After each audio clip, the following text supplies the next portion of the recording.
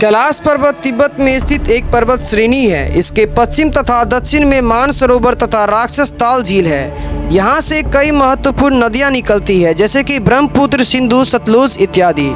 हिंदू सनातन धर्म में इसे पवित्र माना गया है। इस तीर्थ को अष्टापद, गण पर्वत और रजत गिरी भी कहते हैं। कैलाश के बर्फ से आच्छादित 6,638 मीटर यानी कि 21,778 फुट ऊंचे शिखर और उससे लगे मानसरोवर का यह तीर्थ है और इस प्रदेश को मानस खंड भी कहते हैं। पौराणिक कथाओं के अनुसार भगवान ऋषभ देव ने यही निर्वाण प्राप्त किया था। श्री भरतेश्वर स्वामी मंगलेश्वर श्री ऋषभ देव भगवान के पुत्र भरत ने दिग्विजय के समय इस पर विजय प्राप्त की। पांडवों के दिग्विजय प्रयास के समय अर्जुन ने इस प्रदेश पर विजय प्राप्त किया था। युधिष्ठिर के राजस्व यज्ञ में इस प्रदेश के राजा ने उत्तम घोड़े, सोना, रत्न और याक के पूंछ के बने काले और सफ़ेद चामर भेंट किए थे। इनके अतिरिक्त अन्य अनेक ऋषि मुनियों के यहाँ निवास करने का उल्लेख प्राप्त भी होता है। जैन धर्म में इस स्थान का बहुत महत्व है। इसी पर्वत पर श्री भरत स्वामी ने रत्नों के 72 जिनालय बनवाए थे। कैलाश पर्वतमाला कश्मीर से लेकर भूटान तक फैली हुई है और लाहचू और जोंगचू के बीच कैलाश पर्वत है, जिसकी उत्तरी शिखर का नाम कैलाश है। इस शिखर की आकृति विराट शिवलिंग की तरह है। पर्वतों से बने षोडश दल कमल के मध्य यह स्थित है। यह सदैव बर्फ से आच्छादित रहता है। इसकी परिक्रमा का महत्व कहा गया है। तिब्बती लामा लोग कैलाश मानसरोवर की 3 अथवा 13 परिक्रमा का महत्व मानते हैं और अनेक यात्री दंड प्रणिपात करने से एक जन्म का, 10 परिक्रमा करने से एक कल्प का पाप नष्ट हो जाता है। जो 108 परिक्रमा पूरी करते हैं उन्हें जन्म मरण से मुक्ति मिल जाती है। कैलाश मानसरोवर जाने के अनेक मार्ग हैं, किंतु उत्तराखंड के पिथौरागढ़ जिले के अष्टकोट, धारचूला खेत, गबरयांग, कालापानी, लिपुलेख, खींग, तकलाकोट होकर जाने वाला मार्ग अपेक्षाकृत सुगम है। यह भाग 5 से 44 किलोमीटर यानी कि 3 से 38 मील लंबा है और इसमें अनेक चढ़ाव उतार है। जाते समय सरलकोट तक 70 किलोमीटर यानी कि 44 मील की चढ़ाई है। उसके आगे 74 किलोमीटर यानी कि 46 मील उतराई है। मार्ग में अनेक धर्मशाला और आश्रम है जहां यात्रियों के ठहरने की सुविधा प्राप्त है। गबरयांग में आगे की यात्रा के निमित्त याक, खच्चर, कुली आदि मिलते हैं। तकलाकोट तिब्बत स्थित पहला ग्राम है जहां प्रति वर्ष ज्येष्ठ से कार्तिक तक बड़ा बाजार लगता है।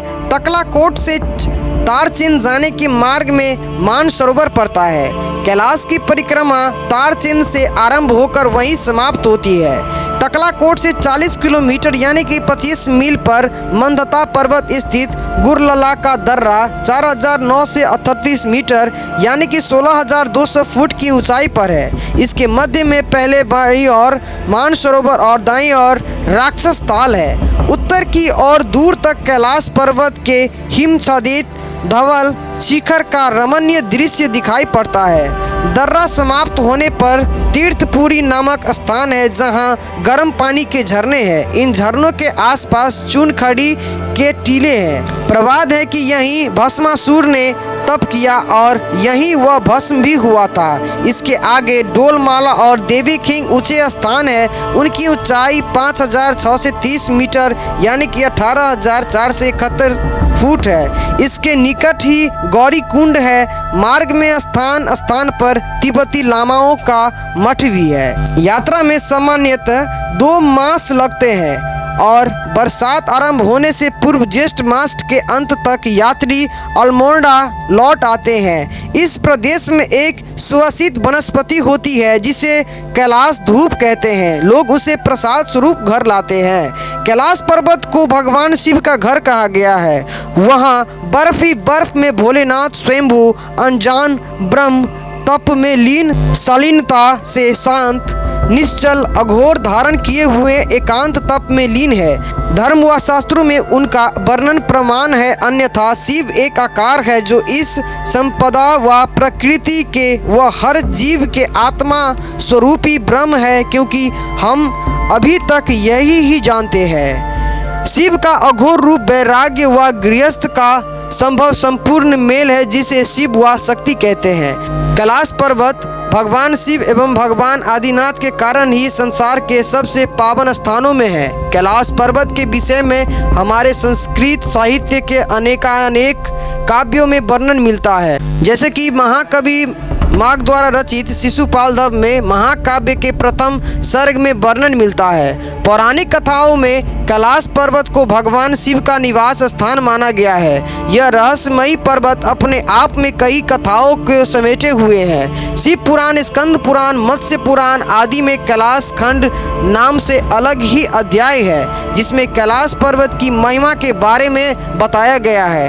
पौराणिक मान्यताएं कहती हैं कि कैलाश पर्वत के पास प्राचीन धन कुबेर नगरी भी है। हालांकि इसके निश्चित स्थान के बारे में अभी तक कुछ पता नहीं लगाया जा सका है।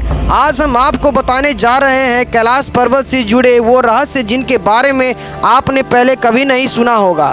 माना जाता है कि जो व्यक्ति अच्छे कर्म करते हैं उसे मृत्यु के बाद कैलाश पर्वत में स्थान मिलता है। यहाँ प्राचीन काल से ही अच्छी आत्माओं के वास माना गया है। साथ ही इस स्थान को अप्राकृतिक शक्तियों का केंद्र भी माना गया है। इस पर्वत की आकृति एक पिरामिड के समान है और वैज्ञानिक इसे धरती का केंद्र बताते हैं। रामायण में भी इसके पिरामिड नुमा होने के बारे में उल्लेख मिलता है। धरती के इस केंद्र को एक्सिस मुंडी माना जाता है, जिसके वर्णन दुनिया के नाभि व दुनिया के केंद्र बिंदु के रूप में किया जाता है। इसके आकाशीय ध्रुव और भौगोलिक ध्रुव का केंद्र माना जाता है। माना जाता है कि यह वही बिंदु है जहां आकाश धरती से आकर मिलता है। यहीं पर आकर दसों दिशाओं का मिलन होता है। एक्सिस मुंडी वह स्थान माना जाता है कि जहां अलौकिक शक्तियों का प्रभाव होता है और यहां आकर आप उन शक्तियों से संपर्क कर सकते हैं। धरती के एक और उत्तरी ध्रुव है और दूसरी ओर दक्षिणी ध्रुव है। दोनों के बीचों बीच स्थित है हिमालय और हिमालय का केंद्र माना जाता है कैलाश पर्वत। कैलाश पर्वत की रचना कंपास के 4 बिंदुओं के समान है। कैलाश पर्वत पर चढ़ाई पर प्रतिबंध है, लेकिन माना जाता है कि 11वीं सदी में एक तिब्बती बौद्ध योगी मिलारेपा ने इस पर चढ़ाई की थी।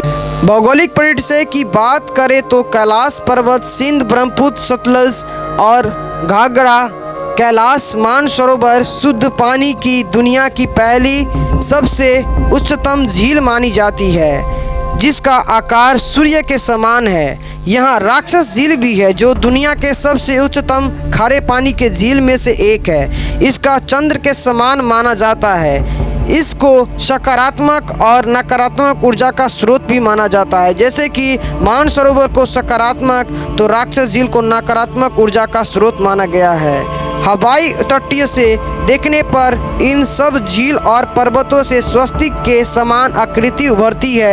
ये तो बातें रही कैलाश पर्वत के भौगोलिक स्थिति के बारे में। अब आपको बताते हैं कि कैलाश पर्वत से जुड़ी धार्मिक मान्यताओं के बारे में। मान्यता है कि यहाँ केवल पुण्य आत्मा ही निवास करती है।